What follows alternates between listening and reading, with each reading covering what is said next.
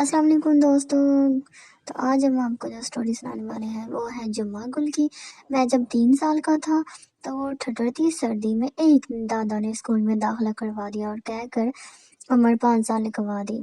सरकारी स्कूल में इस वक्त 5 साल से कम उम्र के बच्चों को दाखिला ममनू होता था, जबकि मेरा यार जुम्मा गुल अपनी अम्मा की गरम गोद में बैठकर चाय पराठे ठूंसता रहा। मैं टाट पर बैठकर सुबह से दोपहर तक अल्लाह से अल्लाह और भैंस बकरी के राग अलापता रहा, और जुम्मा गुल गले में गलेल डालकर गांव के दरख्तों में परिंदे मारता रहा। हम सारा सारा दिन उस्ताद रहीम गुल की सोटियां अपनी पुश्त पर खाते रहे ताकि कल को माशरे में एक मकाम बना सके। जुम्मा गुल अपने बाप के कंधे पर बैठकर गांव के मेले लूटता रहा। हम स्कूल से छुट्टी होने के बाद गंदम की कटाइयों में अम्मा का हाथ बताते रहे और जुम्मा गुल खेत की मंडेर पर बैठकर जवानी के गीत गाता रहा।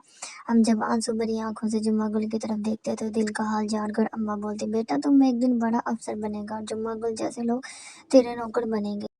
स्कूल से कॉलेज, कॉलेज से यूनिवर्सिटी, हमारी किस्मत में सिर्फ किताबों का ढेर चाटना रह गया, जबकि जुम्मा गुल गाँव का लुच्चा लफंगा बनकर जवानी के मजे लूटता रहा। इधर हमने PhD थेसिस जमा करवा कर गोया अलामा बनने की ठान ली, तो उधर गांव में जुम्मा गुल ने बगल से पिस्तौल का हॉस्टल हटाकर कंधे पर क्लाशनकोफ रखनी शुरू कर दी। फिर हमने पीछे कभी मुड़कर नहीं देखा। कहाँ का जुम्मा गुल और कहाँ का आरफ खटक। हम बकौल अम्मा के वाकई अफसर बन गए और गांव से अपना नाता टूट गया। अपनी अफसरी शहरी बीवी और बच्चों में ऐसा खो गए कि याद भी नहीं रहता था कि जुम्मा गुल क्या कर रहा होगा। अम्मा की वाकई सारी बातें बिल्कुल सच साबित हो चुकी थी। बस कभी कभार उनकी ये बात दिल के दरवाजे पर दस्तक देकर बेचैन कर देती कि जुम्मा गुल तुम्हारा नौकर बनेगा।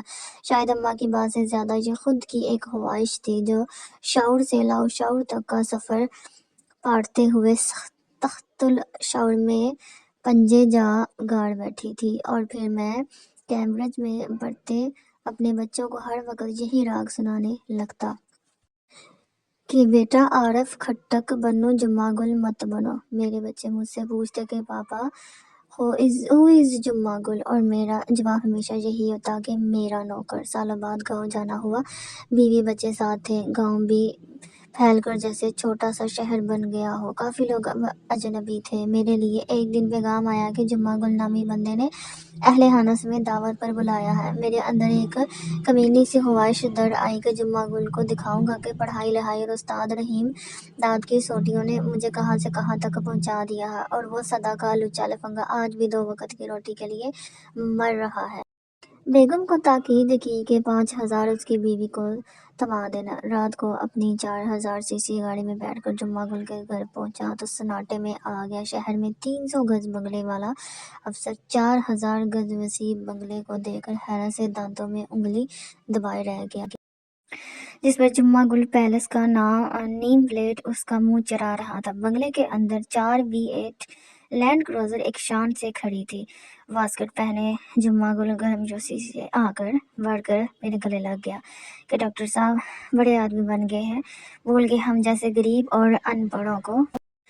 मेरी बीवी और बच्चे मुंह खोले हैरानगी से बंगले को देख रहे थे, और जुम्मा गुल बता रहा था कि अम्मा की दुआओं से वो आज पाकिस्तान का सबसे बड़ा ट्रांसपोर्टर बन गया है।